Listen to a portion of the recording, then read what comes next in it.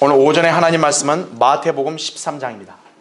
마태복음 13장 18절부터 23절까지입니다. 자, 씨 뿌린 자의 비유에서 이제 각자 씨를 받는 상태가 어떤 유형인지 다 아시니까 예수님이 해석하신 그 말씀을 볼게요. 자, 18절. 그러므로 너희는 씨 뿌린 자의 비유를 들으라. 누구든지 왕국의 말씀을 듣고도 깨닫지 못할 때에는 악한 자가 와서 그 사람의 마음에 뿌려놓은 것을 빼앗아가 나니 길가에 씨가 뿌려졌다는 것은 곧 이 사람을 두고 말하는 것이요. 이렇게 얘기하죠. 자, 여기 악한 자가 뺏어간다 그랬습니다. 그 다음에 20절. 돌밭에 씨가 뿌려졌다는 것은 그 말씀을 듣고 즉시 기쁨으로 그 말씀을 받으나 그 사람 안에 뿌리가 없으므로 잠시 견디다가 말씀으로 인하여 환난이나 박해가 닥쳐오면 즉시 실족하는 사람이요. 가시떨기 사이에 씨가 뿌려졌다는 것은 말씀을 듣기는 하나 이 세상 염려와 재물의 미혹이 말씀을 억눌러 열매를 맺지 못하게 된 사람이라.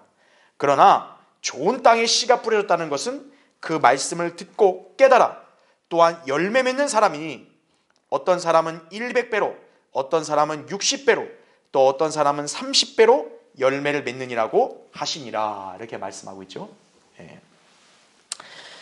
자, 다른 복음서와 달리 여기 마태복음에서 특이한 점은 여기서 이 말씀으로 비유되는 씨, 이것이 왕국의 말씀이라 특별히 얘기합니다. 그렇죠? 마태복음 같은 경우는 그냥 말씀이 아니라 정말 왕국 백성인 유대인들이 이제 받아야 될 말씀은 왕국의 말씀이니까 그렇게 여기서 표현된 거다. 그렇게 이해하신대요. 그런데 이 비유는 마가복음, 누가복음에서는 하나님의 나라의 비유로도 동일하게 등장하기 때문에 하나님의 나라의 백성은 누구예요? 교회죠. 그러니까 교회에게도 적용될 수 있는 그런 비유다. 그렇게 이해하시면 돼요. 자, 이 비유를 볼 때마다 여러분은 어떤 걸 감을 잡아야 되냐? 다 씨가 뿌려지는 거예요. 근데 문제가 뭐냐? 받는 사람의 태도와 자세에 따라서 열매를 맺는 경우가 있고 맺지 못하는 경우가 있는 거죠. 그렇죠? 그래서 좋은 땅에 뿌려져야 열매를 맺는다 그랬죠. 그렇죠? 여러분 열매를 원하십니까? 자, 열매를 원한다면 말씀을 받을 준비를 하라. 오늘 이 제목으로 여러분에게 설교하고자 합니다. 그러니까 열매를 원한다면 말씀도 중요하지만 말씀을 받는 여러분의 자세도 얼마나 중요한지를 이 시간 깨닫기를 바랍니다. 예수 그리스도의 보혈로 구원받은 그리스도인들에게 있어 가장 중요한 것이 무엇입니까? 바로 믿음입니다. 왜냐하면 우리는 믿음으로 태어난 사람들이기 때문입니다. 그래서 의인은 믿음으로 말미암아 산다는 것이 성경의 진리예요. 로마서 1장 17절, 갈라디아 3장 11절에. 그렇죠? 여러분이 의인이라면 여러분은 이 땅에서 인생을 살 때 믿음으로 말미암아 살아야 돼요. 그렇다면 이 믿음은 어디에서 생겨나는 것입니까? 바로 하나님의 말씀입니다. 로마서 10장 17절에도 그러므로 믿음은 들음에서 나오며 들음은 하나님의 말씀에 의해서니라 이거죠. 말씀을 들음으로 믿음이 자랄 때 비로소 그리스도인의 삶에는 열매가 생산되는 것이다 이거죠. 그러니까 여러분의 삶이 생산적이려면 말씀이 중요한 거예요. 오늘 이 자리에 오신 여러분 모두 하나님 말씀을 듣기 위해 오셨습니다. 성도는 하나님의 말씀을 들어야 영적으로 성장하여 주님을 온전히 섬길 수 있으며 그분을 기쁘시게 해드리는 삶을 살 수 있습니다. 그럴 때 우리는 영적으로 풍성한 삶을 영위를 하는 것이 그런 삶이야말로 열매 맺는 삶이 되는 거죠. 그렇죠? 여러분이 하나님의 말씀을 왜 주의 깊게 경청해야 하는지를 제대로 알아야 한다 이거예요. 그렇죠? 형식적으로 그냥 시간을 때우는 차원이 아니에요. 오늘 이 시간은 굉장히 귀한 시간이 되죠. 나의 영적인 생명과 직결되는 내가 영의 양식을 받아먹는 날이다 이거예요. 성경은 그리스도인들에게 영적 양식과 같습니다. 예수님께서는 사탄의 시험을 받으셨을 때 사람이 빵으로만 사는 것이 아니요 하나님의 모든 말씀으로 사느니라고 누가복음 4장 4절에 말씀하셨습니다. 자, 그리스도인은 영적인 생명을 지녔기 때문에 그 생명을 유지하기 위해서 영적 양식을 먹어야 돼요. 그 양식이 하나님 말씀이죠. 하나님의 말씀을 잘 먹는 성도는 이런 반응이 나오게 되는 거예요. 예레미야 15장 16절에 주의 말씀들이 발견되었기에 내가 그것들을 먹었더니 주의 말씀이 내게는 내 마음의 기쁨과 즐거움이 되었나이다. 오 만군의 주 하나님이여, 이는 내가 주의 이름으로 일컬음을 받는 자임이니이다. 이렇게 말씀하고 있는 거예요. 예. 여러분이 참 성도라면 여러분은 어디서 기뻐해야 되고 어디서 즐거움이 넘쳐야 되는 거예요? 하나님 말씀을 발견했을 때, 하나님 말씀을 받았을 때, 그게 정상적인 반응이라 이거죠. 자, 우리는 하나님 말씀이 광범위하고 다양한 주제를 담고 있기 때문에 그 모든 내용과 주제를 다 듣고 배워야 됩니다. 그래서 설교도 매 주일마다 다른 본문과 다른 주제로 여러분에게 선포가 되는 것이죠. 그런데 그런 와중에도 성경에는 중요한 말씀들이 있기 마련입니다. 그래서 우리가 하나님 말씀에 주의를 기울이지만 특히 중요한 주제나 내용을 다룬 말씀은 반복적으로 듣고 공부할 필요가 있겠죠. 그렇죠? 자, 우리 그리스도인들이 항상 명심하고 들어야 되는 말씀, 그 중에 하나가 바로 오늘 씨 뿌린 자의 비유다 이거죠. 네. 오늘 본문은 사복음서 마태, 마가, 누가의 이 세 가지 복음서에다 기록이 되어 있습니다. 마태복음은 천국을 강조하니까 왕국의 말씀을 다룬 것이라고 제가 아까 얘기했죠. 그렇죠? 그럼 마가복음, 누가복음은 하나님의 나라의 비유로서 그냥 말씀의 씨라고 등장을 하죠. 그 점이 좀 다르다 해도 영적으로 보면 우리 그리스도인들의 삶에 모두 교훈으로 적용할 수 있다 이거죠. 씨는 하나님의 말씀이고, 그리고 씨를 뿌리는 사람은 예수 그리스도라고 그렇게 주님이 친히 말씀하셨죠. 오늘날로 본다면 예수 그리스도의 그런 사역을 위임받은 설교자가 되겠죠. 자, 그런데 말씀을 받는 네 가지 유형이 등장합니다. 근데 특이한 거는 이 중에 세 가지가 열매를 못 맺는 거예요. 그렇죠? 오직 좋은 땅에 뿌려진 씨만 열매를 맺는 것입니다. 중요한 게 뭐냐면 일단 올바른 말씀이 선포가 돼야 돼요. 그렇죠? 여러분이 아무리 받을 준비와 자세가 다 돼 있다 할지라도 이 강단에서 거짓 교리를 누가 설교한다 이거예요. 그럼 아무 의미가 없는 거예요. 예. 목사나 설교자가 성경이 아닌 어떤 이상한 어떤 철학이나 교육적인 걸 가져와 가지고 여러분한테 그냥 아무렇지 않게 떠들어야 된다. 그건 말씀의 씨가 아니에요. 예. 그러니까 여러분은 그 자리에 있으면 안 된다는 거죠. 진리의 말씀만이 선포되는 그 자리에 있을 때 여러분이 제대로 말씀을 받는 것이에요. 자, 그 자리에 여러분이 있다는 걸 확신한다면 이제는 여러분 자신이 그 말씀을 받을 마음의 준비를 갖춰야 된다는 얘기예요. 그렇죠? 듣는 사람의 자세, 그 마음의 상태에 따라 풍성한 열매를 맺든지 아니면 헛수고한 결과가 나오든지 그게 둘 중에 하나가 될 거라고요. 그렇게 여러분은 오늘 말씀을 통해서 풍성한 열매를 맺는 비결을 알고 실행을 해야 된다 이거죠. 자, 여러분은 그간 하나님 말씀을 굉장히 많이 듣고 배웠을 것인데 과연 말씀을 통해 풍성한 열매를 맺으셨습니까? 아니면 말씀을 아직도 잘 모르거나 또는 실행하지 못하는 삶을 살고 있지 않습니까? 그렇다면 오늘 말씀을 통해 다시 한번 우리의 자세와 태도를 성경대로 잘 조성을 해서 말씀을 잘 받아서 여러분 마음에 심고 열매를 맺는 풍성한 삶이 되기를 바랍니다. 네. 그래 어때요? 주님이 여러분에게 야 열매 좀 보자. 여러분이 그 열매를 보여드려야 주님을 기쁘시게 해드리는 것이에요. 그렇죠? 자, 진리의 말씀을 받을 준비가 되었는가? 오늘 설교의 주제입니다. 첫 번째요. 말씀이 길가에 뿌려지지 않도록 마음의 밭을 잘 갈아야 한다 이거죠. 오늘 거기 18절 19절 보세요. 그러면 너희는 씨 뿌린 자의 비유를 들으라. 누구든지 왕국의 말씀을 듣고도 깨닫지 못할 때는 악한 자가 와서 그 사람의 마음에 뿌려놓은 것을 빼앗아가나니 길가에 씨가 뿌려졌다는 것은 곧 이 사람을 두고 말하는 것이요. 이렇게 기록되어 있죠. 본문의 비유에서는 씨를 심는 땅을 우리의 마음으로 지칭하고 있습니다. 씨를 뿌리고 심어 열매를 맺으려면 무엇보다 그 씨가 잘 심겨지는 땅이 되어야겠죠.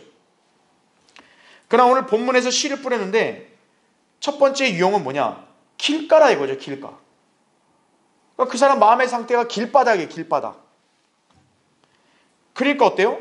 씨가 아예 심겨지기는커녕 길바닥에 떼굴떼굴 굴러다니면서 어때요? 공중에 새가 와서 딱 낚아채 먹어버리는 거죠. 결국 그 사람은 아무것도 남지 않게 됩니다. 씨를 뿌리는 사람이 얼마나 참 정성을 기울여 뿌렸겠어요. 그렇죠? 이거 꼭 열매가 나라 하면서 뿌렸을 거 아니에요. 그 사람 수고도 헛수고죠. 그 씨를 받은 사람도 열매를 얻지를 못했으니 역시 헛수고한 거죠. 오늘 본문 말씀에도 가르쳐 주셨듯이 공중의 새, 악한 자라 그랬죠. 악한 자는 마귀를 가리킨다 그죠. 마귀의 주요 임무는 단순히 인간들의 범죄를 조장하는 차원이 아니라 하나님의 말씀을 빼앗아 버리는 것이. 여러분, 마귀의 주요 관심사가 뭘 것 같으세요? 인간이 뭐 간음, 음행 저지르고 도둑질하는 거, 마귀가 막 이런 거에 관심을 둘 것 같으세요? 그런 거 알아서 그냥 잘하게 내버려 두는 거예요. 어차피 죄인들은 그런 짓을 하는 거예요. 죄인들이 하나님 말씀으로 변화되는 걸 싫어하는 거예요. 그래서 말씀의 씨가 뿌려지면 어떤 거예요? 즉시 와서 낚아채 버리려고 하는 거예요. 인간은 하나님의 말씀을 통해 거듭날 수 있죠. 마귀의 손아귀에서 벗어나서 하나님의 진영으로 옮겨지죠. 또한 하나님 말씀을 통해 인간들은 하나님을 믿을 수 있는 믿음이 형성이 되죠. 마귀에게 있어서는 이건 여간 골치 아픈 일이 아닐 수 없다 이거죠. 그렇게 마귀는 하나님의 말씀을 듣지 못하게 한다든지 또는 말씀의 유익을 누리지 못하도록 아예 싹을 잘라버리는 것이에요. 방해한다 이거죠. 씨를 뿌리는 자는 말씀을 전하는 설교자와 목자라 이거죠. 주님께 지혜를 구해서 준비한 말씀을 이제 전파하려고 세상에 나가 복음을 전하는데 대부분의 사람들은 듣는 둥 마는 둥 하며 지나쳐버린다 이거죠. 왜냐하면 죄인들의 마음이 마치 길바닥처럼 딱딱하게 굳어서 완고하기 때문이다 이거죠. 그렇죠? 여러분, 아스팔트에다 씨를 뿌린 사람이 있나요? 그런 사람은 없어요.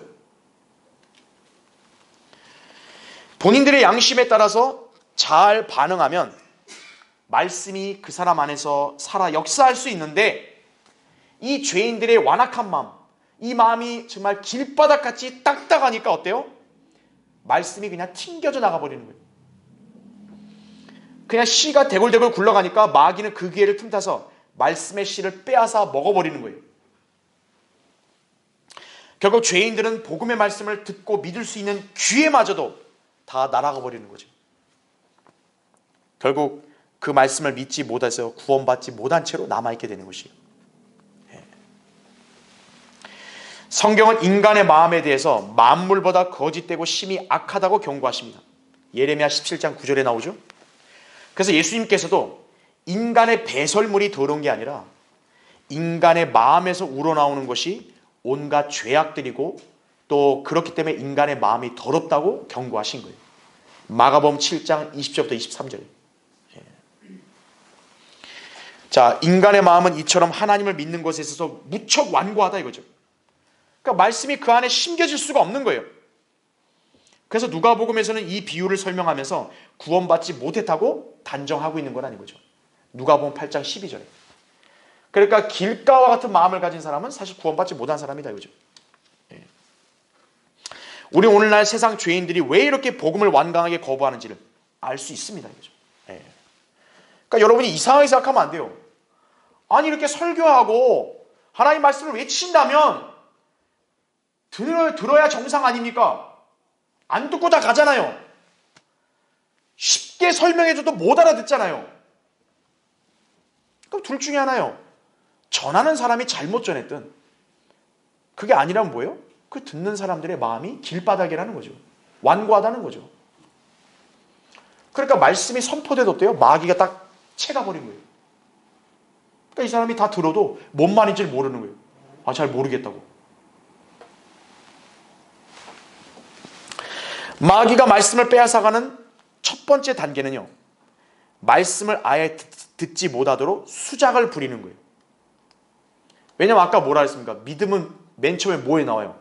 들으면서 나오기 때문에. 그러니까 듣지 못하게 하는 거예요. 맨 처음부터. 자, 그러나 누군가가 그걸 뿌리치고 이제 말씀을 들으려고 해요. 그럼 마귀가 포기합니까? 아니죠. 그 다음 단계로 갑니다. 말씀을 받아들이지 못하게 방해하는 것이. 야, 그거 아니야. 그거 아무 소리야. 헛소리. 그 거짓말이야. 듣지 마. 이거죠. 자, 그것으로도 만약 안 됐다. 그럼 마귀는 이제 그 다음 단계로 진입을 합니다. 그 다음 단계 뭐냐? 말씀을 이해하지 못하게 만드는 거예요.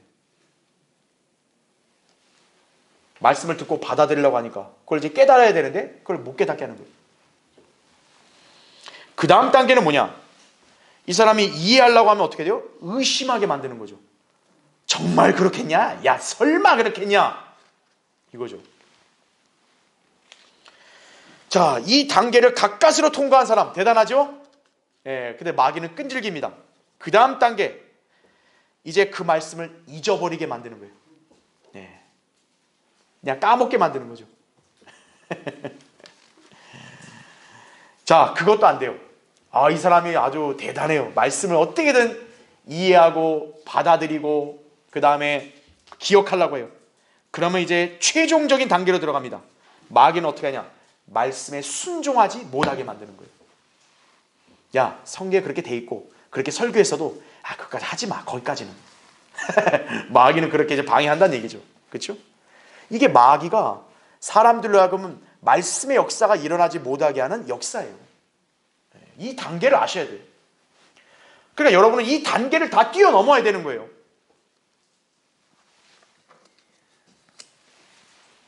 자, 그리스도인들은 늘 말씀을 듣고 믿음의 생활을 하고 영적 생명을 지탱하고 있습니다. 그런데 마귀는 우리에게서 말씀의 씨를 빼앗아가 버림으로 인해 영적인 유익을 전혀 누리지 못하게 하려고 한다 이거죠. 오늘 우리가 경배를 드리려고 교회에 와서 설교를 듣는데 마귀는 이 말씀이 우리 마음에 심겨지지 않도록 말씀에 집중하지 못하게 하고 졸음이 오게 만들고 의심을 심어주고 권위를 인정하지 않게 하고 심지어는 정신을 멍하게 만들기도 하는 거예요. 그러니까 오늘 주일 예배 끝나고 집에 갔는데 기억이 안 나는 거예요. 내가 오늘 뭘 배웠지? 내가 오늘 뭘 들었지? 여러분 자신이 항상 주일 예배 끝나고 집으로 돌아갔을 때 점검해 봐야 되는 거예요. 오늘 하루를 귀한 시간을 주님께 드렸잖아요. 하나님의 말씀 들었잖아요. 조금이라도 내가 뭔가 확실한 걸 깨우치고 내가 이 말씀이 내 안에 잘 심겨진 게 있는가 봐야 된다 이거죠. 만약 그게 없다 이거예요. 그럼 안타깝지만 여러분은 오늘 이 귀한 말씀의 씨를 저 새들인 마귀한테 다 뺏긴 거예요. 근데 그게 어떤 특정한 사람만 있는 게 아닙니다. 우리 모두가 다 언제든 그렇게 될 수 있는 거예요. 제 개인의 경험을 얘기한다면요. 저도 처음에 구원받고 성경 들으면 교회 왔을 때 영적으로 어리니까요. 수련회 가서 설교를 듣는데 끝나고 나니까 내가 뭘 들었는지 갑자기 기억이 안 나는 거예요. 뭘 깨달았는지가 내가 생각이 안 나는 거예요. 그게 뭐냐? 마귀가 뺏어간 거예요. 제가 영적으로 어리니까요.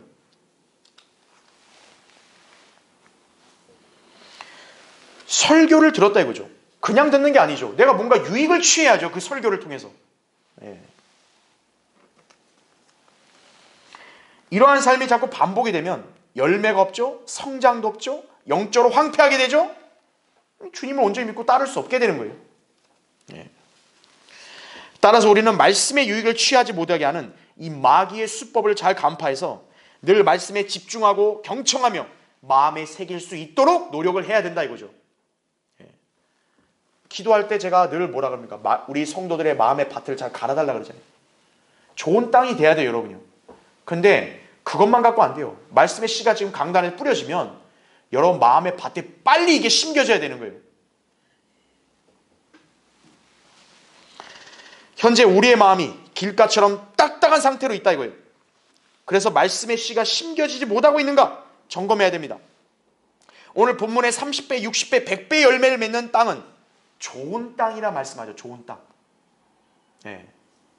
어느 농부치고 아스팔트에다가 씨를 뿌린 사람은 없어요. 좋은 땅이 되려면 어떻게 해야 돼요? 쟁기질을 해서 땅을 깊이 파고 돌을 걸러내고 도랑을 잘 파내고 부드러운 땅으로 만들어야 된다 이거죠.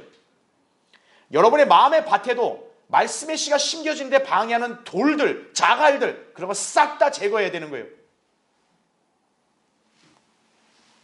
그럴 때 말씀의 씨가 심겨질 수 있다 이거죠. 여러분의 마음의 밭이 말씀을 심기 좋은 땅으로 변화될 수 있도록 여러분이 기도하시고 마음의 자세를 잘 갖추게 해달라고 간구해야 되는 거예요. 그래서 강단에 선포되는 강력한 책망의 말씀에도 내가 순종하고 받아들이면 우리의 완고한 마음은 부드럽게 바뀌는 거예요. 그 부드러운 옥토에서 씨가 잘 심겨져서 하나님이 열매로 딱 자라게 하시는 거예요. 우리 모두가 이런 자세로 준비해서 말씀을 온유함으로 잘 받아야 되는 거예요. 야고보서 1장 21절에도 진리의 말씀을 온유함으로 받아들이는 거예요. 이것이 풍성한 열매를 맺는 첫 번째 비결이다 이거죠. 자, 진리의 말씀을 받을 준비가 되었는가? 이제 두 번째는요. 믿음의 뿌리를 잘 내려야 말씀을 온전히 믿을 수 있는 거예요. 믿음의 뿌리. 자, 거기 20절, 21절 보세요.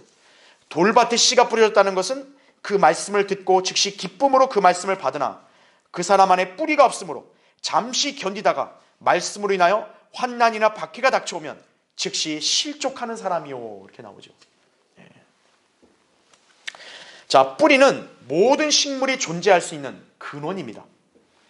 뿌리는 식물을 지탱해주고 생명 유지에 필요한 물과 양분을 흡수해서 공급을 해주고 양분을 저장하는 역할까지 수행을 한다 이거죠. 그래서 저는 가끔 이렇게 생각한다 이거죠. 사람에게 심장이 중요하잖아요. 식물한테는 난 뿌리가 제일 중요하다고 생각하는 거예요. 뿌리가 없는 작물 상상할 수 없다 이거죠.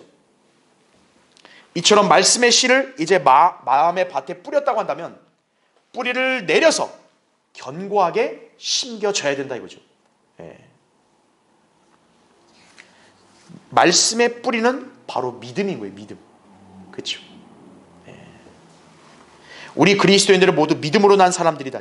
믿음으로 사는 하나님의 자녀들입니다. 무엇을 믿습니까? 진리의 말씀이다 이거죠. 그래서 우리의 믿음의 뿌리는 이 진리를 기반으로 해서 마음의 밭에 쫙 내려져야 되는 거예요. 근데 문제가 뭐냐면요. 뿌리가 없는 사람은 뭐냐면 자기 감정에다가 씨를 심으려고 하는 거예요. 그러니까 감정이나 기분이 오락가락하면 어떤 거예요? 오락가락 바뀌는 거예요. 뿌리가 없는 사람들이에요. 성경에서 뿌리는 예수 그리스도라고 말씀을 하고 있습니다. 로마서 15장 12절, 계시록 22장 16절에 뿌리는 예수 그리스도예요. 예수 그리스도는 말씀이시고 진리시다 이거죠. 죄인들이 가장 먼저 믿어야 할 복음의 말씀도 예수 그리스도의 피의 속죄가 핵심이에요. 그렇죠? 또한 성경은 예수 그리스도에 관하여 증거하는 책입니다. 이에 말씀을 믿는 사람들은 당연히 진리이신 예수 그리스도 위에 믿음의 뿌리를 내리는 것이다 이거죠. 교회에다가 믿음의 뿌리를 내리면 안 돼요. 예수 그리스도의 뿌리를 내려야 돼요. 목사한테 뿌리를 내리면 안 돼요. 저기 많은 사람들이 모인 그 교회들 거기다 뿌리 내리면 안 된다 이거죠.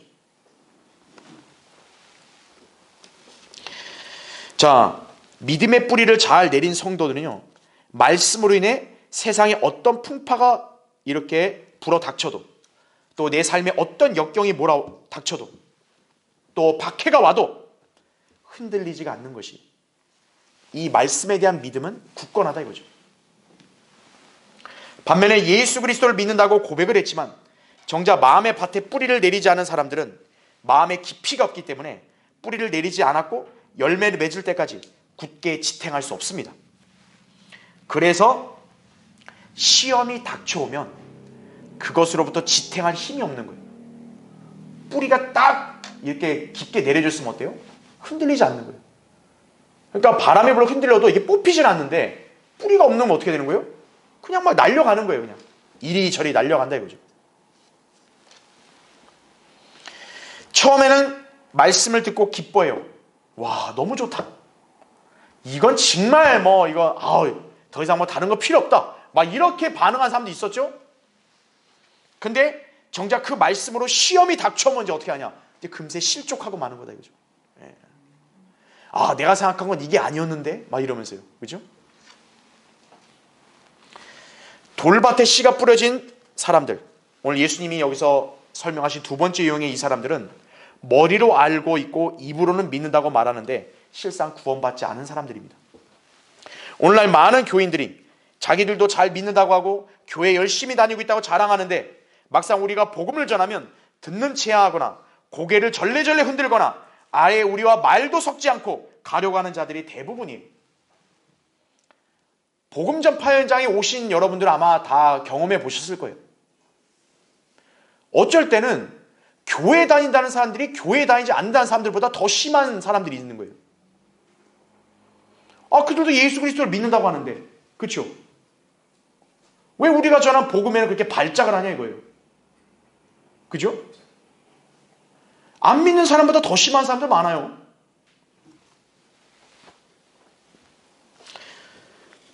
우리가 복음 전할 때 왜 막 그냥 혀를 내두르면서 그냥 가냐 이거죠. 그래도 내심은 잘 모른다고요. 근데 겉으로는 믿는다고 말을 한다 이거죠. 그들의 특징은 뿌리가 없는 거예요. 뿌리가. 그들이 말씀을 듣고 믿었다고 좋아했을지 몰라도 그들의 마음의 밭에는 믿음의 뿌리를 내리지 않았기 때문에 결국 아무런 변화도 일어나지 않은 것이다 이거죠. 그들 안에는 오직 뭐만 자리 잡고 있냐? 기복신앙이에요. 기복신앙. 일이 술술 풀리네. 할렐루야. 그리고 이제 교회 열심히 다니는 거예요. 근데 내가 믿음 생활하고 신앙 생활하니까 뭔가 어려워진이 생기네. 이건 아닌가 보다. 이건 길이 아닌가 보다. 이러고 그냥 가는 거죠. 그래서 진짜 백이는 어디서 드러나냐? 시험과 고난을 겪어보면 아는 거예요. 거기서 드러나는 거예요. 자신을 그리스도인이라고 한 사람들 중에서 교회를 다니고 말씀을 듣는데 정작 열매를 맺는 삶으로까지 이어지지 않는 경우가 많습니다. 그것은 바로 진리의 지식 위에 믿음의 뿌리를 내리지 않았기 때문입니다. 그리스도인들 가운데서도요, 자신의 믿음을 진리의 뿌리 내리지 않고 자기 기분, 자기 감정, 자기 의지, 자기 경력, 자기가 가진 재물 이런 거에 딱 내리면 어떻게 되는 거예요? 그 사람은 그냥 바로 흔들리는 거예요. 그냥 바람이 불면 이리 갔다 저리 갔다 한다 이거죠. 말씀을 통한 열매가 전혀 없다 이거죠. 혹독한 시련과 박해가 닥쳐왔을 때 그걸 견뎌낼 힘이 없는 거예요. 뿌리가 없으니까요. 뿌리를 내리지도 않았으니까요. 그러니까 주님을 섬기고 진리를 따르는데 수반되는 고난과 시험에 직면하면 믿음의 길에서 떨어져 나가는 것이에요. 그래서 실제로 성경대로 믿는 교회에 와서 믿음 생활을 했는데 어느 순간 사라져버린 사람들이 질비하다 이거죠. 왜 그런 것일까요? 뿌리가 없었기 때문에 그런 거예요. 또 뿌리를 내리지 않았기 때문에 그런 거예요. 그들은 예수 그리스도를 구세주요 주님으로 믿었다고 했으면서도 정작 주님을 믿고 그분의 말씀을 실행하는 데 따르는 박해를 겪는 것을 원하지 않는 거다 이거죠. 내 삶이 힘든 건 난 용납이 안 된다 이거죠. 내가 저 세상으로부터 비아냥 받는 건 나 절대 그거는 내가 견딜 수 없다 이거죠. 아무리 예수님이 좋고 아무리 교회가 좋고 아무리 진리가 좋아도 난 그렇게까지 하면서는 믿고 싶지 않다. 이런 사람들이 바로 뭡니까? 돌밭을 가진 사람들.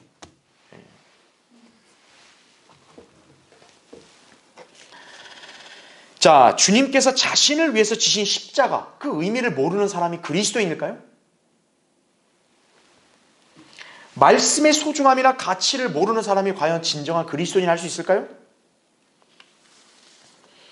말씀의 씨가 돌밭에 뿌려진 사람이냐, 좋은 땅에 뿌려져 열매를 맺는 사람이냐, 그 차이는요, 시간이 지나다 보면 자연스럽게 알려지는 거예요. 커다란 항아리에 조화, 생화, 이게 같이 꽂혀 있었습니다. 이런 이제 조화, 생화 차이 알죠? 조화는 이제 죽은 꽃이고 생화는 살아있는 꽃인데, 조화는 자기 아름다움을 마음껏 뽐내고 있었는데 생화는 항아리의 물이 말라가면서 점점 시들어가고 있었어요. 그러자 조화가 이런 생화를 보면서 이렇게 조롱합니다. 야, 너는 꼬락서니가 그게 뭐니? 넌 내 아름다움을 따라갈 수 없다. 네 뿌리가 무슨 소용이 있니? 자, 그렇게 이렇게 우쭐댔는데 어느 날 비가 내리기 시작을 해요. 이때 생화는 비를 맞으면서 아름답게 피어나기 시작하는 거예요. 비를 맞고 생화는 살아있는 꽃이니까. 근데 조화는 어떻게 됐을까요? 비를 맞을수록 험상궂게 변해가고 있는 거예요. 자, 마침내 주인이 그걸 보니까 어떻게 해요? 생화는 아름답죠? 조화는 아주 볼품없어졌죠? 조화를 그냥 버려버린 거예요. 그 조화가 뭐라고 조롱했어요? 생화한테. 아이고 꼬락서니 봐라. 나처럼 이뻐야지. 비가 오니까 어떤 거예요? 진가가 드러나는 거죠. 조화와 생화. 차이가 뭡니까? 뿌리죠. 뿌리가 있는 사람은 양분을 흡수하는 거예요. 지탱을 하는 거예요. 힘이. 여러분도 믿음의 뿌리가 진리에 잘 내려지면요, 여러분은 어떤 고난과 시련도 이겨낼 힘이 있는 거예요. 믿음의 뿌리가 진리에 잘 뿌리 내려져 있는가 항상 자신을 점검해야 돼요. 말씀을 믿고 따르는데 어떤 시험이 와도 흔들리지 않고 있는가 이거예요. 우리의 기분이나 이성의 근거에서 말씀을 믿고 있는 거 아닌가 늘 주의해야 된다 이거죠. 인간의 이성이나 감정은 시시때때로 변하는 거예요. 오늘은 하나님께 찬양, 내일은 아이고 하나님 왜 이러십니까 이렇게 바뀌는 거예요. 인간의 감정은. 말씀을 결코 자신의 감정과 기분으로 받아들이지 말고 마음으로 믿는 가운데 그대로 신뢰하십시오. 여러분의 이성으로 그걸 헤아리려고 하면 안 돼요. 이게 정말 맞는 말인가? 이걸 받아들여도 되는가? 많은가? 그러면 안 된다 이거죠. 그대로 받아들이는 거예요. 하나님의 말씀을. 오늘 말씀을 통해 우리 모두는 믿음의 뿌리를 잘 내려서 흔들림이 없는 견고한 영적 생활을 통해 열매를 풍성하게 맺을 수 있기를 바라는 것입니다. 자, 진리의 말씀을 받을 준비가 되었는가? 자, 세 번째는요. 말씀을 억누르는 요인들을 해결해야만 열매를 맺는 거예요. 여러분 안에서 말씀을 억누르고 질식하게 만드는 요인들이 있는가? 한번 점검해 봐야 되는 거예요. 22절, 23절. 가시떨기 사이에 씨가 뿌려졌다는 것은 말씀을 듣기는 하나 이 세상 염려와 재물의 미혹이 말씀을 억눌러 열매를 맺지 못하게 된 사람이라. 그러나 좋은 땅에 씨가 뿌려졌다는 것은 그 말씀을 듣고 깨달아 또한 열매 맺는 사람이니 어떤 사람은 100배로 어떤 사람은 60배로 또 어떤 사람은 30배로 열매를 맺느니라고 하시니라 말씀하죠. 그렇죠? 자, 성경의 믿음은 바라는 것들에 대한 실상이요 보이지 않는 것들에 대한 증거라고 히브리서 11장 1절에 말씀합니다. 즉 뭐냐면 믿음이라는 것은요 내가 눈으로 보는 것을 받아들이는 게 믿음이 아니에요. 믿음의 본질은 내가 보이지 않고 내가 이렇게 느끼지 못했어도 그게 사실이라는 점을 그대로 신뢰하는 게 믿음이에요. 이러한 믿음으로 여러분 자신의 마음을 잘 갖춰야만 비로소 말씀이 그 안에서 역사할 수 있는 것이에요. 자, 한번 찾아볼까요? 여러분 데살로니가전서 2장 13절 보십시오. 잠깐 껴놓으시고요. 2장 13절 보면 이로 인하여 우리가 하나님께 쉬지 않고 감사함은 너희가 우리에게 들은 바 하나님의 말씀을 받을 때에 사람들의 말로 받아들이지 아니하고 사실 그대로 하나님의 말씀으로 받았음이니 이 말씀이 믿는 너희 가운데서도 효과적으로 역사하느니라 이렇게 기록이 되어 있죠. 그렇죠? 특징이 뭡니까? 하나님 말씀은 내 머리에서 역사하는 게 아니에요. 내 귀에서 역사하는 게 아니라 내 마음에서 역사하는 거예요. 어떤 마음이요? 아무것도 헤아리지 않고 순수하게 하나님의 말씀으로 받아들이는 그 자세에서 역사가 일어난다는 얘기죠. 그러나 인간에겐 늘 문제가 있습니다. 일반적으로 눈에 보이는 것들에 우선적으로 마음을 주는 성향이에요. 인간들 사이의 믿음은 보이는 것에 의존합니다. 그렇죠? 내가 보지 않고서는 못 믿겠다 이거죠. 내가 듣지 않고 내가 겪어보지 않고는 난 믿지 않겠다. 이게 인간의 본성이에요. 그렇죠? 그러나 말씀을 받고 실행하는 데 있어서 눈에 보이는 것들에 신경을 딱 쓰다 보면요 정작 말씀의 열매를 맺지 못하게 됩니다. 마음의 밭에 말씀을 심어서 자라려고 하는데요. 이 말씀의 길을 딱 억누르는 거예요. 지금 여기 가시떨기의 특징이 뭐냐? 이 사람은 말씀을 잘 심겼어요. 받았어요. 이제 심어졌으면 이제 열매가 나와야 되는데 어떤 거예요? 기운을 억누르는 거예요. 못 자라게. 자, 그러면 방해하는 요소들이 뭐냐? 오늘 본문에서 이 세상 염려와 재물의 미혹이라고 말씀을 하고 있다 이거죠. 예. 자, 마음이 가시떨기로 되어 있는 사람, 마가복음이나 누가복음에 따르면 구원받은 사람이에요. 일단 말씀을 받았습니다. 그런데 막상 말씀이 세상의 일들과 가치관에 억눌러져서 열매를 맺지 못하니까 영적으로 풍성한 삶을 누리지 못하는 것이다 이거죠. 예. 이것이 바로 오늘날 구원받은 많은 성도들이 말씀의 열매를 맺어 영적으로 강성하게 성장을 해야 되는데 그러지 못하는 이유예요. 매 주일마다 신선한 말씀의 양식이 제공이 되고 아주 좋은 씨가 뿌려지고 있는데 받는 우리 각인이 그걸 제대로 받아 심고 자라게 하지 못하는 거예요. 왜 그러냐? 세상 염려, 근심, 불안, 초조, 괴로움, 그리고 재물의 미혹이다 이거죠. 아, 돈 좀 더 가져야 되는데. 그리스도인들이 교회를 열심히 다니며 강단에서 진리의 말씀이 잘 선포되어 들어야 되는데 열매 없는 피폐한 삶에서 벗어나질 못하고 있다 이거죠. 육신에 연관된 일들에 너무 매여 있기 때문에 그러는 거예요. 오늘날 세상이 점차 살기 좋아지고 과학과 기술과 경제가 발전함에 따라 오히려 어떻게 되는 줄 아세요? 사람은 편해졌을지 몰라도 염려는 더 많아지는 거예요. 경제 사정이 좋아지고 기술이 발전하고 살기 편해지죠? 염려는 더 늘어나는 거예요. 아마 옛날이었으면 염려가 덜했을 거예요. 오히려. 그렇죠?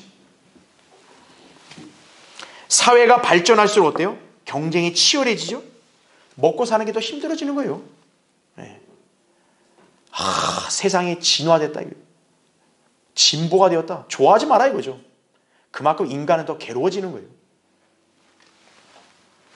세상 염려는 갈수록 증가한다 이거죠. 그런데 하나님께서는 이 세상 사는 우리 그리스도인들에게 위대한 약속을 주십니다. 너희의 염려를 다 하나님께 맡기라. 그러면 그분께서 너희를 돌보심이니라 이렇게 말씀하는 거죠. 베드로전서 5장 7절이죠. 예. 우리 똑같은 사람들이 다 이 세상에서 염려하는데 하나님은 그분의 자녀들에게만 이 약속하신 거예요. 염려? 맡겨라 이거죠. 내가 돌본다. 나한테 다 맡기고 너희들은 빨리 나의 말을 들으라. 이게 바로 주님께서 여러분의 명령하시는 거예요. 예. 나의 말을 듣는 데만 전념하라 이거예요. 내가 어떻게 맡깁니까? 염려를. 정말 괴로운데요. 빌립보서 4장 6절에 나온 말씀 뭐예요? 아무것도 염려하지 말고 다만 모든 일에 기도와 간구로 너희의 구하는 것들을 감사함으로 하나님께 알려주게 하라 이거죠. 예. 이게 답이다 이거죠. 무엇을 더 염려하거나 근심할 필요가 있는가 이거죠. 또한 우리는 성경을 통해 재물의 실상을 알 수가 있습니다.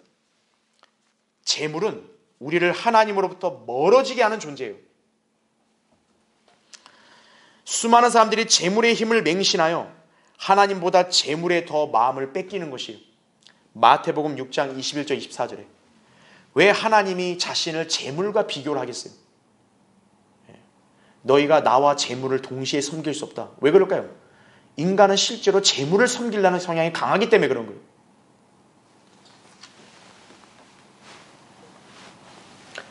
오늘 말씀은 분명하게 그것이 뭐라 하냐? 재물의 미혹이라고 했다 이거죠. 돈은 우리한테 손짓하는 거예요. 야, 나 좀 가져봐. 나 가지려고 애를 써봐. 너 나 가지면 너 인생 술술 다 풀린다? 네 인생 모든 거 팔자 다 핀다? 너 나를 가져봐. 돈은 이렇게 손짓하는 거예요. 근데 인간 대다수들이 어떤 거예요? 거기에 맞아 막 이러면서 그냥 달려드는 거죠. 그냥. 성경은 우리에게 부자가 되는 것에 대해 애쓰거나 가치를 두지 말라고 하신 거예요. 잠언 23장 4절 5절 이렇게 나오죠. 부자가 되려고 애쓰지 말며 내 자신의 지혜를 그칠지니라. 내 눈을 허무한 곳에 주목하느냐? 재물은 반드시 스스로 날개를 만들어 하늘을 향하여 독수리처럼 날아가리라 이거죠. 내가 분명히 잡았다 생각했는데 슝 날아가는 거예요. 예. 얼마나 허무하겠습니까? 그죠? 물론 재물 자체를 버리라는 게 아닙니다. 재물의 마음을 뺏겨서 사랑하지 말라는 거예요. 디모데전서 6장 10절에도 나온 말씀 뭡니까? 돈을 사랑하는 것이 모든 악의 뿌리라 이거죠.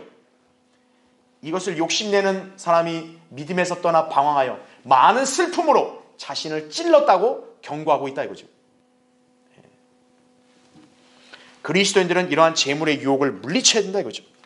디모데전서 6장 17절에도 이 세상에 있는 부유한 자들에게 명하여 마음이 교만해지지 말고 불확실한 재물을 신뢰하지 말며 오직 우리에게 모든 것을 풍요하게 주셔서 향유케 하시는 살아계신 하나님을 신뢰하게 하라 이거죠. 재물은 불확실하다 이거죠. 하지만 우리가 믿고 의지하는 하나님은 살아계신 분명한 분이시다 이거죠. 그분은 우리에게 모든 것을 주시는 거예요. 모든 것. 주님은 심지어 자신의 생명도 내어주셨다고요. 다른 것은 안 주실까요? 한편 마가복음과 누가복음에서는 추가로 욕심과 쾌락이란 그런 요소가 또 등장을 하죠. 우리 열매를 맺는데 방해예요. 요소돼요. 쾌락. 오늘날 마지막 때 증상 중에 하나, 쾌락을 하나님보다 더 사랑하는 데 있다 이거죠. 디모데후서 3장 4절에. 요새 우리 육신의 쾌락을 충족시켜주는 도구들이 세상에 얼마나 많은지 보십시오. 온갖 게임들, 온갖 인터넷 매체들, 전자기기들. 우리 육신은 이러한 것들에 마음을 두게 돼서 어때요? 자꾸 그걸 보게 되면 욕심이 생기는 거예요. 왜 여러분 영화나 드라마 이런 텔레비전에 나오는 것들을 보지 말라는 줄 아십니까? 그걸 보면요, 여러분 자신을 그 사람들에게다 이입을 시켜가지고 그 사람을 부러워하게 만드는 거예요. 나도 저 사람처럼 돼보고 싶다. 나 저 사람처럼 살고 싶다. 예. 아이돌이 왜 있겠어요? 아이돌이. 그 어린아이들, 청년들의 마음을 다 뺏는 거예요. 전부 다. 저 사람처럼 되고 싶다. 저 사람과 같이 사귀고 싶다. 그게 쾌락이자 욕심이에요. 자, 욕심은 우상 숭배라고 골로새서 3장 5절에 분명히 못을 받고 있다. 성도가 우상을 숭배하는 것만큼 이건 치욕스러운 죄가 없는 거예요. 이러한 욕심이 결국 죄를 짓게 하고 그 결과 사망을 오게 하는 것입니다. 야고보서 1장 14절 15절에 나오는 거죠.